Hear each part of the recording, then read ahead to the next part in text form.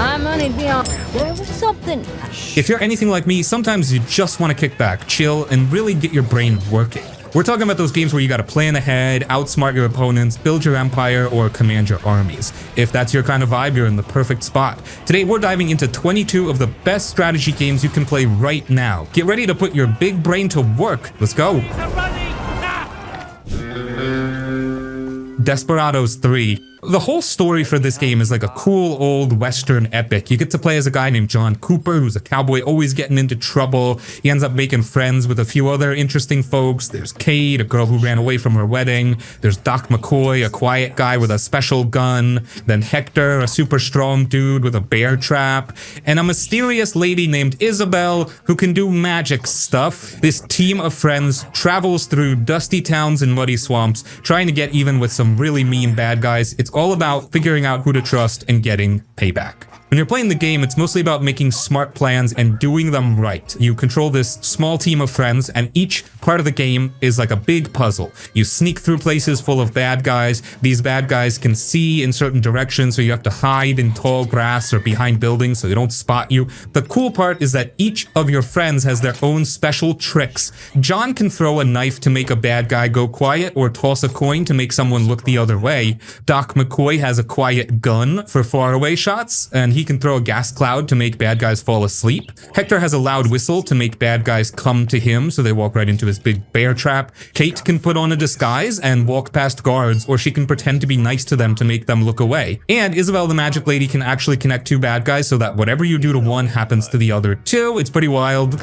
My money'd be on. There was something. Sure. No problem. There's a really neat trick in the game called Showdown Mode. If things get too crazy, you can push a button to make time go super slow or even stop it. Then you can tell each of your friends what to do one after the other. So you might tell Hector to whistle, then Doc McCoy to shoot a guy, and then John to sneak up on another guy, all at the same time when you start playing again. When these big plans work out perfectly, it feels super great. Like, the game also wants you to try out different ideas, so it's easy to save your game and try something new if your first plan doesn't work. Good job, boy.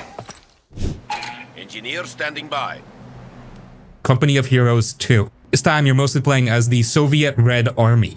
So yeah, freezing cold, brutal battles, everything's falling apart, and you've got to somehow keep your squad alive while pushing back the Germans. The thing that makes this one stand out is how much it feels like you're in the middle of chaos. It's not just build-based spam units win. You actually have to care about things like cover, line of sight, and flanking. You can't just send your guys charging in. If you do, they'll get shredded. You gotta use the terrain, sneak around, use smoke grenades, all that. And then there's the cold. Not just for vibes, the weather actually affects gameplay.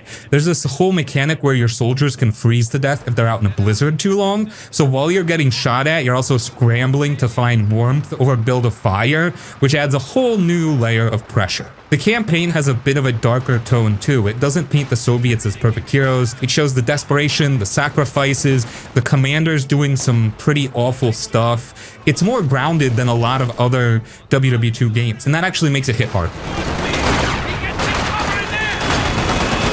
Outside of the campaign, the multiplayer is where a lot of people really got hooked. It's super competitive with different factions and tons of depth. You'll win one match by pulling off a perfect ambush, then get absolutely wrecked the next round because you forgot to scout. It keeps you on your toes. So yeah, if you like games where you have to actually think, like really plan and adapt on the fly, but also enjoy watching tanks roll in and blow everything to hell, this one's solid. It's not easy, and the learning curve can be rough, but once you get into it, it's hard to stop. Every match is a puzzle, and winning feels earned.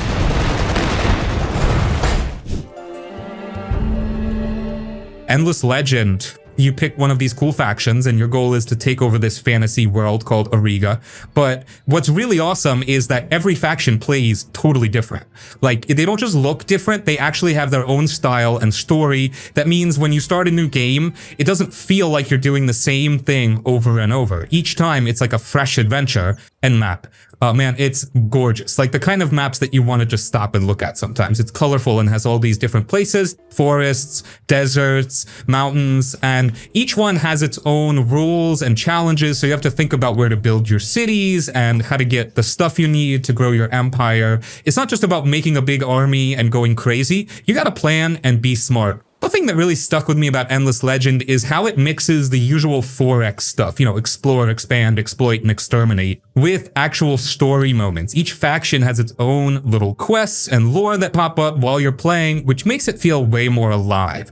It's like you're not just clicking buttons, you're part of a story that's happening in the world. And the cool thing is the battles look good too. They're not too flashy or over the top, but they're clear enough so you always know what's going on. That's important, especially in strategy games where you don't want to get lost in too much chaos.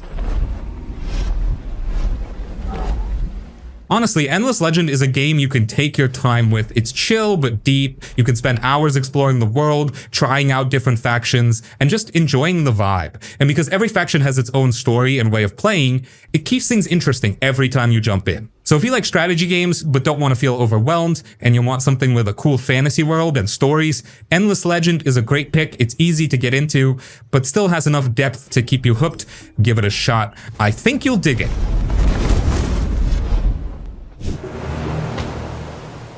Shadow Tactics, Blades of the Shogun. This one's a sneaky tactical game set way back in Japan's samurai days. If you like sneaking around, planning every move, and feeling like a total mastermind, this game hits the spot. So here's the deal. You control a small team of specialists, each with their own cool skills. Like, one's a ninja who can disappear in the shadows, another's a sharpshooter, and there's a guy who can set traps and distractions. You have to use all their talents together to get through levels without raising alarms. It's like a puzzle but with guards and samurai trying to catch you. What I really love is how tense it gets. One wrong move and bam, you're spotted, and things can get messy real quick. So you've got to be patient and watch the enemy's path, listen to their patrol patterns, and time everything just right. It's all about thinking ahead. Kind of like chess, but with throwing stars and shurikens. The levels are designed super smart. They look great too, like real Japanese villages, forests, and castles. And every level feels different with new challenges that make you rethink your strategy. You can even do things in multiple ways, which is cool because it lets you get creative with how you tackle problems. Plus, the story is actually pretty good for a strategy game. It's about a group of outlaws working together to fight corruption and stuff. The characters have personality and the voice acting adds a nice touch. It's not just sneaking for the sake of sneaking. There's a reason behind it all, which makes you care more about what's happening. Down. If you're the kind of player who loves slow, careful planning and then pulling off some insane, perfectly timed moves, Shadow Tactics is definitely worth checking out. It's challenging, but in a fair way, and it rewards you for thinking like a ninja. Honestly, it's one of those games where you feel super smart when you finally pull off a tricky mission without anyone seeing you.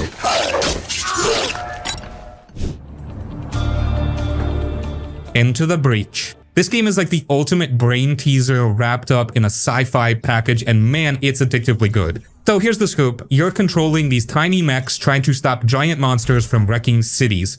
It sounds simple, but don't let that fool you. This game is all about thinking 2, 3, even 4 steps ahead. Every move matters, and one wrong decision can totally mess up your run. What I really dig is how tight and clean the gameplay feels. It's turn-based, which means you and the monsters take turns making moves, but it's super fast-paced in a way. You've got limited actions each turn, and you have to protect buildings, save civilians, and knock the bad guys off the grid, all without blowing up the place yourself. It's a real balancing act, and that tension keeps you hooked. The maps are small, but packed with options. You have to use the environment to your advantage, like pushing monsters into the water, or using buildings to block attacks. The game really rewards creativity and smart planning. Plus, every run is different because the missions, mechs, and enemies all change, so it never gets stale, and I love that it's short enough to play in quick bursts, but deep enough to keep you coming back for more. The art style is simple but charming, kind of like pixel art mixed with futuristic vibes. It's easy on the eyes and helps you focus on the strategy instead of flashy distractions. Bottom line, Into the Breach is a super smart, super fun strategy game that makes you feel like a genius when you pull off a perfect plan. If you're into games that make you think hard but reward you big time, this one's definitely worth your time. Just don't rush your moves, think it through, and you'll crush it.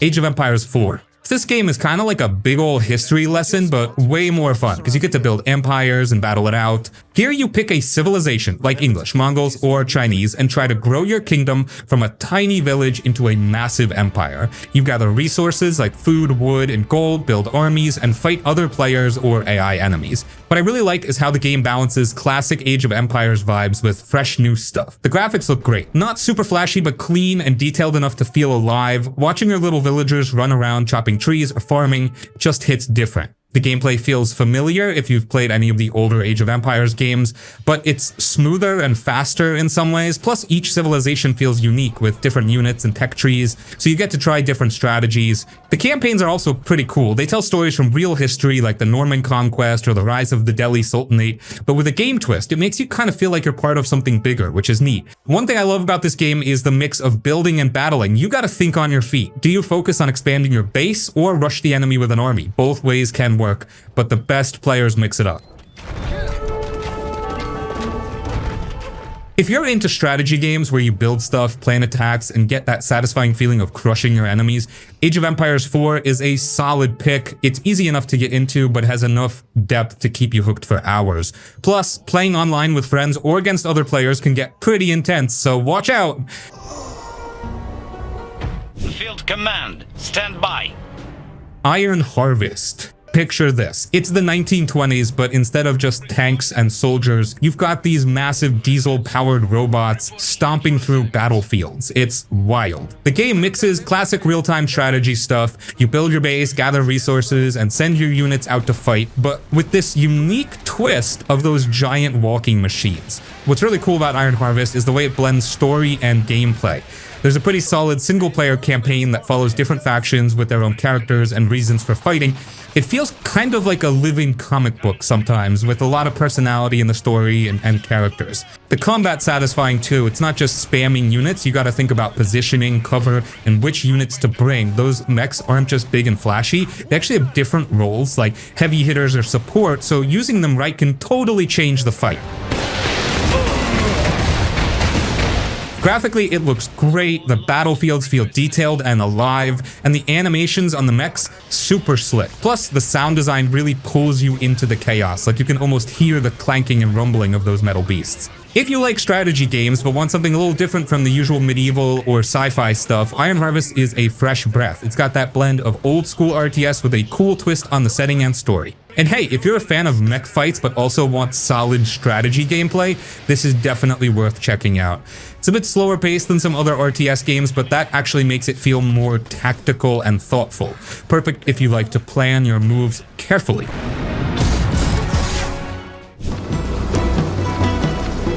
Northgard. You start the game with your clan landing on this brand new mysterious land called Northgard. Your job, well, it's to build up your village, gather resources like food, wood, and gold, and keep your people safe and happy, but it's not just about building stuff. There's a lot going on, and things can get tricky. One big thing you gotta watch out for is the winter. When winter hits in Northgard, it's no joke. Food gets way harder to find because the animals go away and the crops stop growing. Plus your Vikings can get sick or freeze if you don't prepare for it, so you gotta plan ahead. Maybe stockpile food in the good months and make sure you have warm buildings and enough people to keep working. It adds this cool challenge that makes you think about every step you take.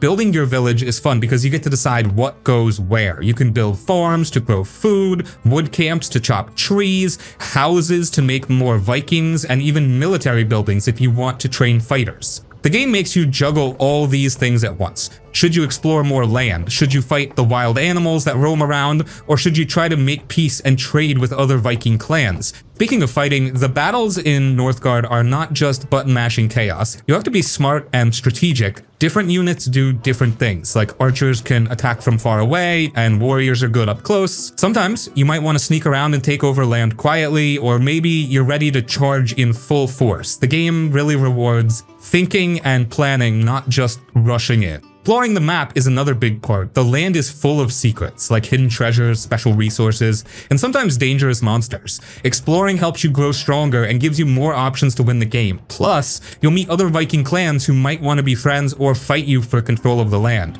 It's always a bit of a surprise what's going to happen next. The style of Northgard is pretty chill too. The graphics look like a cool cartoon or storybook with colorful forests, snowy mountains, and Viking villages that feel alive.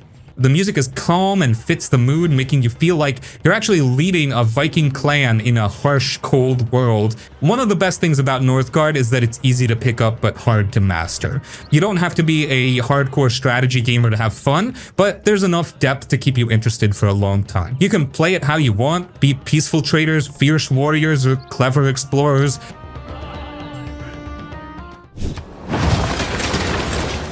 Civilization 6. This game is like having a giant toy box where you get to build a whole country, from way back in time, all the way to shooting rockets into space. It came out a while ago on October 21, 2016 for computers, but you can also play it on almost anything now, your phone, like an iPhone or Android, a Nintendo Switch, or even a PlayStation 4 or Xbox One. So lots of ways to play this big game. The main idea here is that you pick a famous person from history, like a queen or an old general, and you help their country grow. You start with just a few people and try to make towns, learn new things, and make your country bigger and stronger. The game goes in turns, like a board game. Each turn is like a few years passing. You get to decide where your little people go, what new buildings they make, and who they talk to, or even who they fight. You're trying to make your country win in one of many different ways, not just by having the strongest army. How you play the game is pretty neat. You look at a map that's cut into tiny squares, like a checkerboard. You tell your workers to build things like farms or dig for stuff. You tell your soldiers to go check out new places or fight bad guys. What's cool and a bit different here is how your cities get bigger. Instead of just putting everything inside one big city square, you now build special parts of your city, called districts, on different squares right next to your main city. Like, you might build a science spot outside your city to get more smart ideas, or a temple area for more religious power. This makes you think hard about where to put everything, which is a fun little puzzle all its own.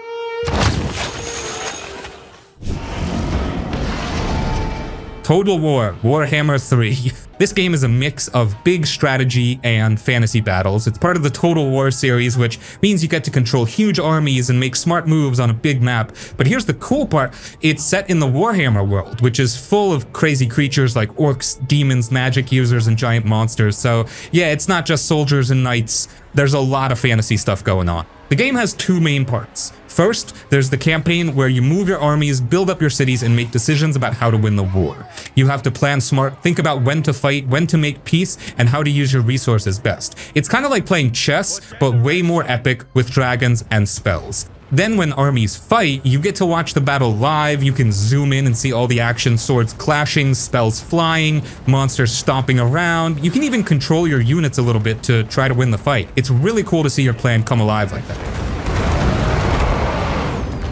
Each faction you play is different, too. If you pick demons, you get spooky magic and creepy monsters. If you go dwarfs, you get tough fighters and cool weapons. The game makes each group feel special and fun to play. Also, the story is pretty neat. There's a big plot with heroes, gods, and battles between good and evil. It makes the game more than just fighting. There's a reason behind it all. Now, I gotta say, this game is pretty deep. It can take some time to learn how everything works, but once you get it, it's super fun and rewarding. Every game feels different because of the factions and choices you make.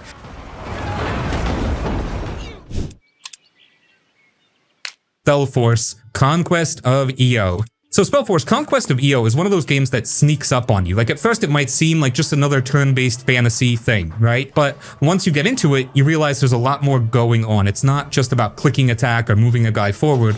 It's about slowly building your own little empire, growing stronger, and watching your decisions actually matter in the long run. You play as this powerful magic user who's trying to take control of the land. Sounds simple, but what's cool is that you're not just spamming spells and sending armies into battle for no reason. You have to think like a boss. You explore the map, make deals, find rare artifacts, recruit different units, from regular troops to straight up fantasy monsters. And every choice you make kind of shapes your journey. Like, maybe you want to go all in on necromancy and raise a bunch of undead, or maybe you keep things cleaner and rely on knights and mages. Totally up to you. The turn-based battles are where it gets fun. Yeah, I know that sounds boring when you say it like that, but hear me out. It's like a chess match. Not the boring kind, but the kind where one bad move can mess you up and one genius move makes you feel like a god. You're constantly trying to predict what the enemy's gonna do. You've got limited moves, limited units, and all these abilities that you have to use at just the right time. It makes a big mental game, but it never feels overwhelming. You're kind of sitting there staring at the screen like, okay,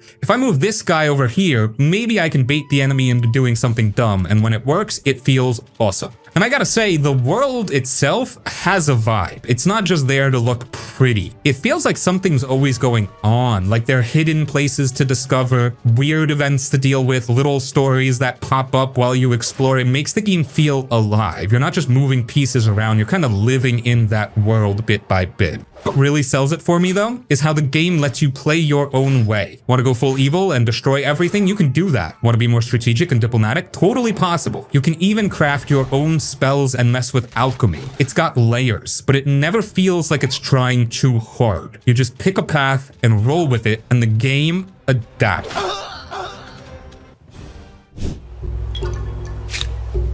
Humankind. This one's kind of like Civilization, but with its own flavor, and yeah, that's both a good thing and something that makes it stand out in a cool way. Though in Humankind, you're basically building your own version of human history. You start as this tiny tribe, just wandering around, trying not to die from wild animals and starvation, and then slowly over time you grow into this huge empire. But here's the twist. Instead of picking one civilization at the beginning and sticking with it the whole game, you actually get to change your culture every era, which is honestly kind of wild. Like, you could start off as the Egyptians, then in the next era become the Romans, then the Japanese, and so on. You mix and match cultures to build your own super unique identity. It's almost like making a custom sandwich, but with historical empires. And what that does is make each game feel totally different. You're not locked into one playstyle or strategy. You adapt depending on what's going on. Like, okay, my neighbors are being aggressive, time to go full militaristic. Or I got a lot of science going, let's lean into that. It keeps things fresh and gives you this cool feeling of being in control of your own story.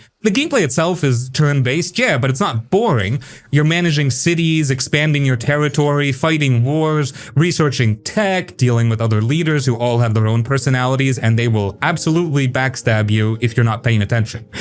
It's like a big chess game mixed with a soap opera. You're constantly juggling all these moving parts, but it never feels like homework. It's more like, all right, what crazy thing is gonna happen this turn? And the map? Super pretty, like no joke, this might be one of the best looking strategy games out there. The terrain actually matters too. You don't just plop cities down wherever. You got to think about where to build based on resources, defense, food, all that good stuff. And when your cities grow, they actually expand across the land. It's cool seeing your empire sprawl out in real time. Honestly, Humankind is just fun if you're into history, strategy, and messing around with different cultures. You can go full warmonger or be a peaceful nerd building wonders and researching tech. You can win through fame, science, domination, culture. It's up to you how you want to play. It's deep but chill at the same time. Copy that. XCOM 2. Let's get into XCOM 2. This one's a classic if you're into strategy games that actually make you sweat a little or a lot. It's basically like, hey, aliens took over the world, now go fix that with a handful of scrappy soldiers and barely any resources. Good luck, buddy. So the story picks up after the bad guys won in the first game. Earth's pretty much run by aliens now, but you're leading this underground resistance, trying to fight back one small mission at a time. And it's not like you're rolling in tanks and nukes, nope. You're constantly outgunned, outnumbered, and just barely hanging on, and that's what makes it so damn intense. Gameplay-wise, it's turn-based tactics, but not in a boring way. Every move matters. You're placing soldiers behind cover, flanking enemies, praying your 90% hit chance doesn't miss, and it will, and just trying to survive. The missions are tight. Sometimes you're rescuing civilians, other times you're sabotaging alien tech or pulling off a last-second evac. It keeps you on your toes. But where XCOM 2 really shines is how much it makes you care about your squad. Like, you can name them, customize how they look, give them cool gear, and they level up with unique skills. And when one of them dies, and trust me, they will die, it actually hits you. You'll remember that sniper who saved your whole team with a lucky shot and then boom, gone. No do-overs unless you save scum. No shame if you do, by the way. There's also a big strategy layer on top of all that, like managing your base, building new rooms, researching alien tech, making new gear, and deciding what mission to take next. It's this loop of planning, fighting, recovering, and then doing it all over again, but better this time. Hopefully. And it's not just brainy, it's got style. The music kicks in during intense fights, the camera swings around for dramatic shots when you land a kill, and everything just feels cinematic. Like you're in your own alien invasion movie, but with way more panic and missed shot. What may be the hottest here in history? Phoenix Point. So here's the deal. Earth's been hit by this crazy alien virus called the Pandora virus, and it's mutating creatures into nightmare fuel. Like seriously, crab people with guns growing out of their arms. Total sci-fi horror stuff. You play as the leader of Phoenix Point, a secret group trying to fight back and figure out what the heck is even going on. It's part mystery, part survival, part tactical warfare. The gameplay? Turn-based tactical just like XCOM, but it throws in a bunch of twists. You don't just click and shoot, you actually aim your gun manually in first person to target weak spots or shoot off enemy limbs. Yeah, shoot off a leg and they move slower. Blow up their weapon arm, boom, no more shooting from them. It feels way more personal and way more stressful in the best way. But it's not just about shooting aliens, you're also managing your bases, researching new tech, building gear, flying aircraft around a global map, and making tough choices between different factions. Like there are other human groups, each with their own beliefs, and you've got to decide who to side with, who to steal from, or who to piss off. Your choices really matter, and people will remember if you backstab them. The enemies, they evolve. Literally, if you keep using the same tricks, the aliens will adapt. Like, if you rely too much on snipers, don't be surprised if enemies start growing armor to block headshots. It keeps you on your toes. You always have to change things up or get wrecked. Enemy down. It's a slower, brainy game, but if you're into planning every move, thinking ahead, and watching aliens explode in slow-mo while yelling, "Let's go!" this one's worth checking out. It's a little rough around the edges sometimes, but the ideas are super cool, and the gameplay can be crazy satisfying when a plan comes together.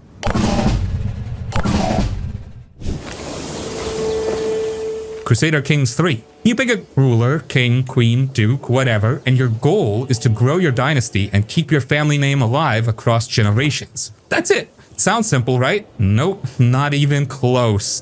Because while you're out here trying to build a kingdom, your cousin is plotting to stab you in the back, your wife's been acting shady with the court jester, your son's an absolute disaster of a human being, and your loyal vassals are already planning a rebellion, and that's just year one. Every character in this game has a personality, traits, desires, secrets, and they're all playing their own little game. One of the best parts is how you're not just managing land and money, you're managing people. And people, oh, they're messy. You'll be bribing nobles, arranging awkward political marriages, making deals with shady priests, and sometimes straight up trying to marry into power just to survive. There's blackmail, there's seduction, there's accidental murder. It's like if The Sims in Game of Thrones had a baby and that baby was extremely into medieval politics. And the best part? Nothing ever goes as planned. You can have this perfect plan laid out like, okay, I'll marry this person, make an alliance, take that land, we're good, and then boom, your heir dies from a freak horse accident, your daughter starts a cult, your best general runs off and joins your enemy. It's chaos, but it's the fun kind of chaos. Like, you're mad, but you're also laughing because you know this story is gonna be wild. The gameplay itself is kind of like a big living storybook. You're reading through events, making choices, reacting to what the world throws at you, and it's not super fast. You're not clicking a million things a second. You're pausing, thinking, scheming. It's very much a sit back, sip your coffee, and plan 5 generations ahead kind of game. But here's what makes Crusader Kings III really special. It makes you care, not just about your kingdom or your gold, but about these weird little digital people. You'll actually feel stuff like, oh no, I don't want my kind old queen to die yet, or please don't let my son take over, he's the worst. It's one of those games where the story you create is way cooler than anything scripted. So yeah. If you like strategy, but also want something more personal, more unpredictable, and honestly just more fun in a weird medieval drama kind of way, Crusader Kings III is 100% worth checking out. Just don't get too attached to anyone. This game eats happiness for breakfast.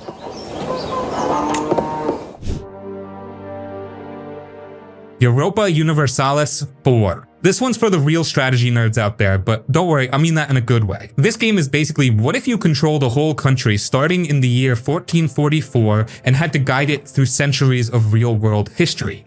Like, you're not just building little towns or fighting small battles, you're managing entire empires, taxes, armies, diplomacy, trade routes, religion, revolts, colonization, all of it. It's huge, like brain-hurty huge, but also kind of awesome once you get into it. So here's how it works. You pick a country, literally, any country in the world, and then you start making decisions, big ones. Do you want to be a peaceful trader, a religious zealot, a bloodthirsty conqueror? Up to you. Maybe you take over Europe as Morocco. Maybe you turn Poland into a naval powerhouse. Maybe you try to survive as a tiny island in the Pacific. Every run is totally different, and the game doesn't really hold your hand, which can be a little scary at first, not gonna lie. But that's kind of the magic, because once you start figuring things out, like how to form alliances, manage unrest, expand without making everyone hate you, it becomes this super addictive time machine. 1 minute you're checking your trade efficiency, next minute you're 50 years deep into a world war you accidentally started, and France hates your guts. And yeah, there's no story like in a typical game, but the story you create is way cooler. Like, you'll remember that one war where you somehow beat Spain against all odds, or that time you formed a crazy mega empire with a country nobody thought could do it. It's all dynamic. And because the world changes depending on your actions, no two games ever play out the same. It's not fast or flashy, you're not running around swinging swords or anything, it's mostly maps and menus, lots of thinking, planning, and hoping your 3-skill monarch doesn't ruin everything. But if you're into long-term strategy and love games that reward patience and smart decisions, Europa Universalis IV is one of the deepest, most replayable games out there. Just be prepared, once it clicks, you might look up and realize it's 3 AM and you're managing 18 colonies and trying to avoid a trade war with Venice. It's that kind of game.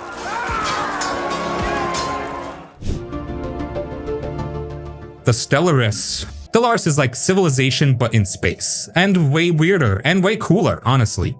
You don't just play as some normal country or basic army. Here, you're running a whole alien empire. Could be a bunch of robots, could be peaceful space turtles, could be evil brain parasites, totally up to you. And that's the best part. The game lets you make your own space civilization from scratch.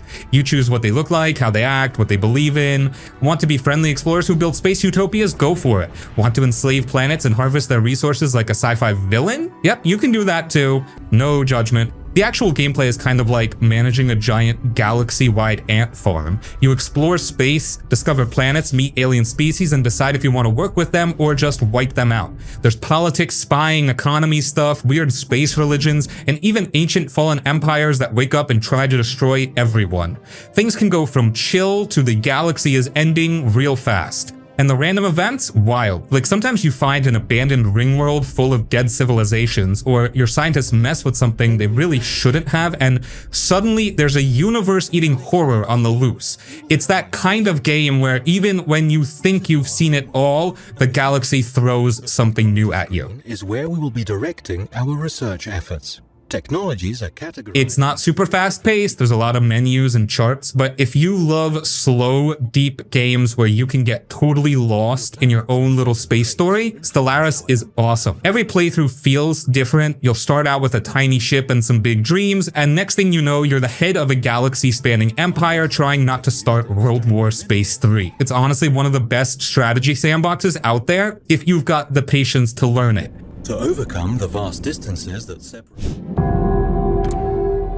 Hearts of Iron IV. This game lets you control everything. It's not just about fighting, it's about building your nation. You decide if you want to be a democracy, communist, fascist, or something else, and your choice here opens up different paths for your country. You're constantly figuring out if you need more civilian factories for building stuff and trade, or military factories to crank out weapons. Plus, you're researching everything from better tanks and planes to atomic bombs. Staying ahead in tech is huge. Diplomacy is also a big part of the game, as you'll be making alliances, helping out smaller nations, or even trying to take over others from the inside. The world stage is always changing. The real strategy comes in when you're commanding your military. You design your own army divisions, pick your generals, and plan out huge attacks on land, in the air, and at sea. Getting your supplies to the front lines is just as important as having good troops. HOI 4 is super detailed when it comes to history, but it also lets you go completely off the rails. Ever wanted to see a communist France invade Germany or tiny Switzerland become a world power? You can make it happen. The game has these national focus trees that give you historical options, but also plenty of what-if scenarios that make every playthrough feel fresh. Look, HOI 4 isn't a game you pick up and master in an hour. It's got a lot going on, and it can feel overwhelming at first. But if you stick with it, learning all the ins and outs, it's incredibly rewarding. Getting good at designing divisions, managing your supplies, or winning air battles feels awesome. All that complexity is actually what makes the game so good, keeping you hooked for hundreds of hours.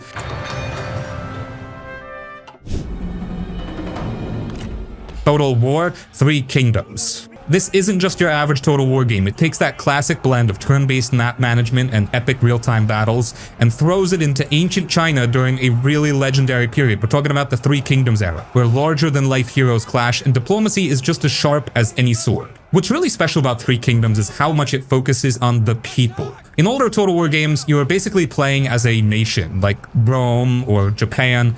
Here, you're playing as a specific warlord, guys like Seikutsao, Liu Bei, or Sun Jian, and their personal relationships, loyalties, and ambitions drive everything. This isn't just about painting the map your color anymore, it's about building a network of allies, rivals, and even spies.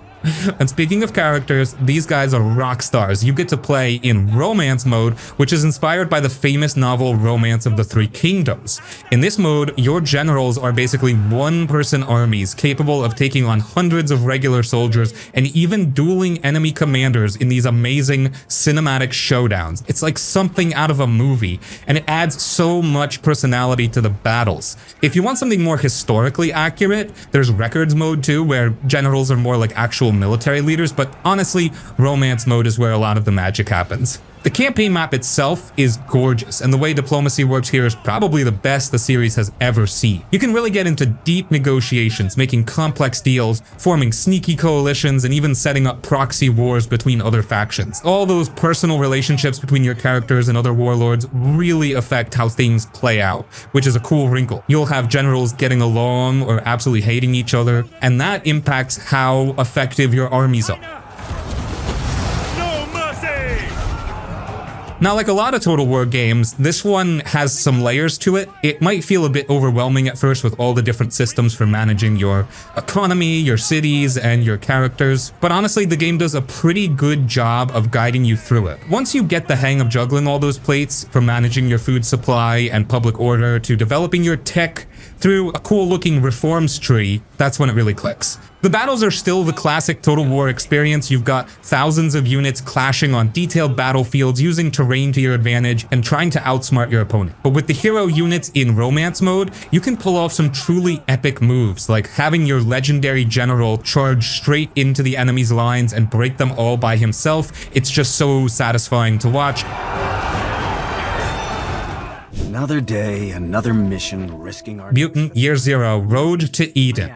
Man, this game kind of came out of nowhere and really surprised me in a good way. It's like this weird mashup of XCOM style strategy, stealth gameplay, and post-apocalyptic storytelling, but with mutant animals.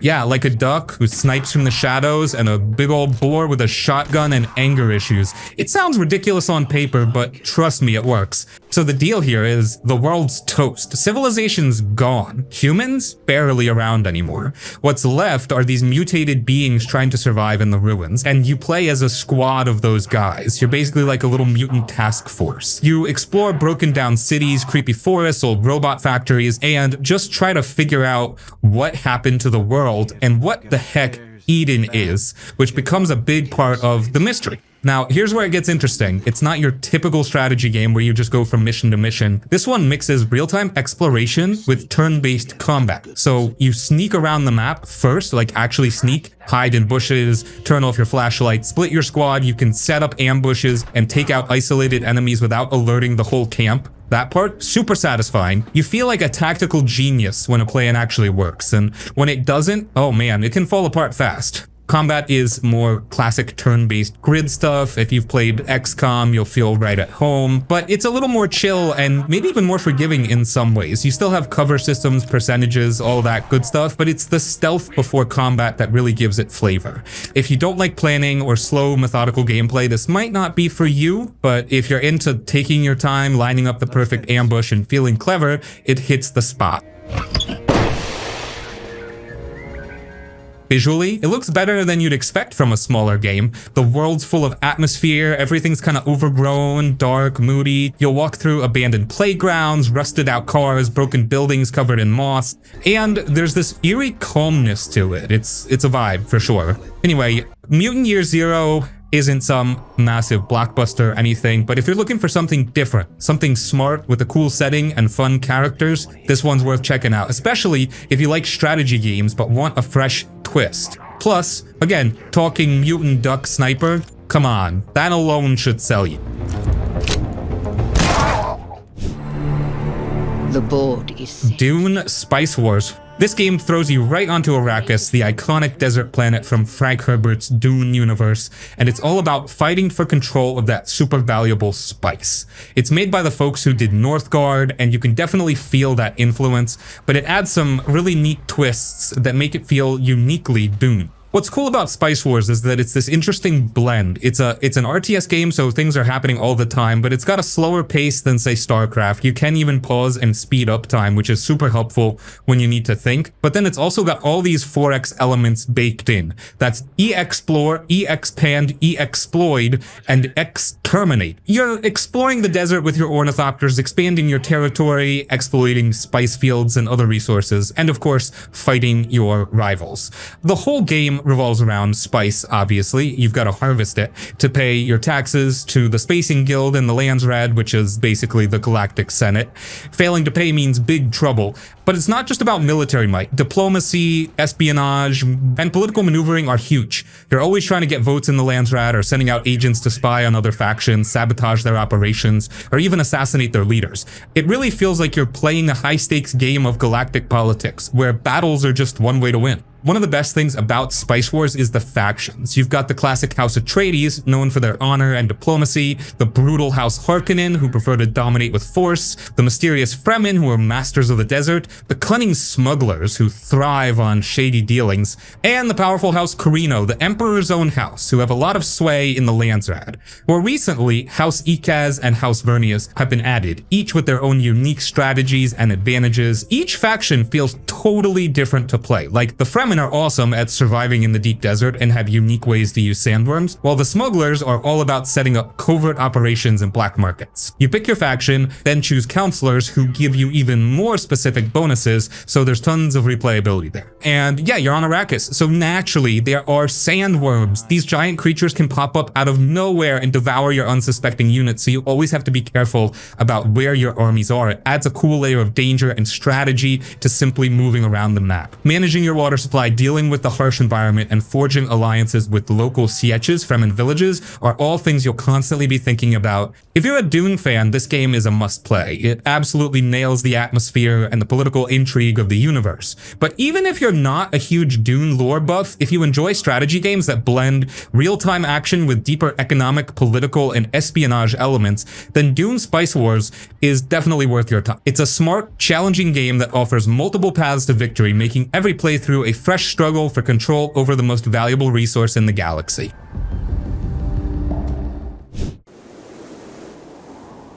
RimWorld. This isn't just a game, it's like a story machine, a base building game, and a survival challenge all mixed up in a cool sci-fi world. You start with a few people who crash land on a weird alien planet, and then it's your job to keep them alive, build them a home, and see what crazy stuff happens. What's super cool about RimWorld is how real the people feel. Every single person in your group has their own personality, skills, and even feelings about the others. They'll have good days, bad days, fight with each other, fall in love, or even just freak out. So you're not just moving stuff around, you're actually taking care of people. One person might be a super smart doctor but terrible at fighting, while another is a great shot but hates cleaning.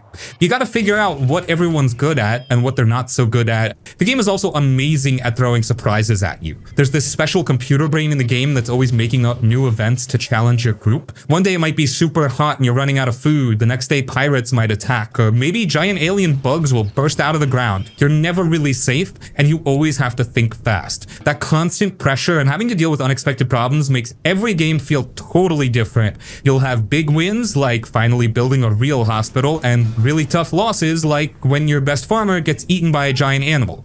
Building your base is a huge part of the fun too. You start with almost nothing and slowly build it up, making rooms, setting up ways to defend your base, growing food, digging for materials, and learning new technologies. You can go from a few little shacks to a giant strong fort with lots of machines making stuff. It's awesome how much freedom you have to design your base however you want. And if you like adding stuff to games, the people who play RimWorld have made tons of extra content for it. If there's something you wish the game could do, there's probably a mod for it. You can add new creatures, new tech, new challenges, or just change how the game works to fit what you like. That really makes the game last even longer. So if you enjoy strategy games where you have to survive and build things, and where every choice you make has a big effect, and where every game tells a unique, sometimes funny, sometimes sad story, then RimWorld is a game you absolutely must play. It's the kind of game you can play for hundreds, maybe even thousands of hours, always finding new ways to challenge yourself and new stories to tell. It's just brilliant.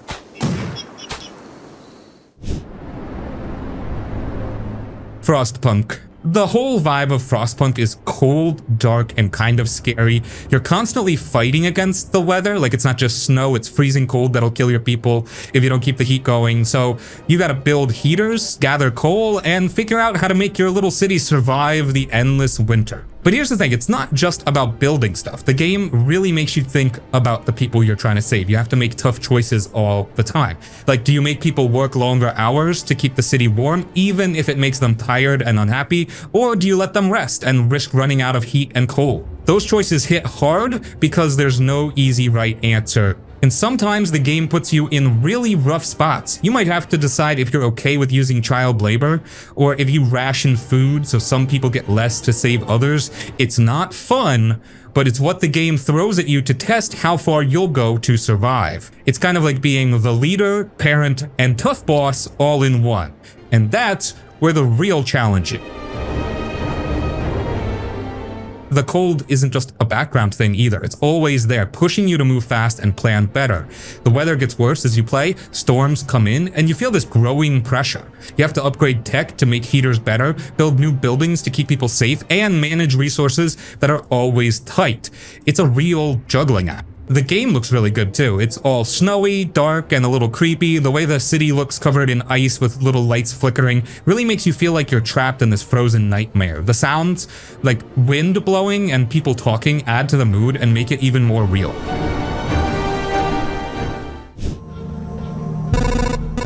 Loop Hero. At first glance, it looks kind of simple and even retro with those pixel graphics, but don't let that fool you. It's got some deep stuff going on. So here's the deal. You're stuck in this endless loop, like a path that just keeps going round and round, and your job is to survive while the world around you slowly rebuilds itself. You don't control your hero directly, which is kinda different from most games. Instead, you place cards on the map that change the path, add monsters, build resources, or put in new terrain. It's like you're shaping the world while your hero runs on autopilot. What's cool is how everything works together. You place a forest here, and maybe it gives you wood, put down a mountain nearby, and maybe it gives you some other resource, but then the monsters start spawning and you have to make sure your hero is strong enough to handle them. It's a constant back and forth, build, fight, survive, repeat. The loop part, that's the game's name for it. You keep going through the same path, but each loop gets harder and tougher. Your hero gets better gear, but so do the monsters. You gotta figure out how to balance making the map harder for better loot without getting crushed. What really hooked me is the way Loop Hero mixes strategy with chilled gameplay. You don't need lightning reflexes, it's all about planning and thinking ahead, like where should I put this card? Will it help or hurt me? Plus, the game surprises you with cool little story bits and secrets if you keep playing. The art style is kind of old school, but it fits perfectly with the whole vibe, like a retro fantasy world getting rebuilt piece by piece. The music is chill too, which helps when you're deep in the loop, just zoning out and making your next move. If you like games that make you think but don't stress you out, Loop Hero is a solid pick. It's strange, it's clever, and it's pretty addictive once you get into it. Honestly, it's one of those games where you start with just one more loop and suddenly hours have gone by. So yeah, if you want something that's not your usual action game and you're down for a quirky, slow burn strategy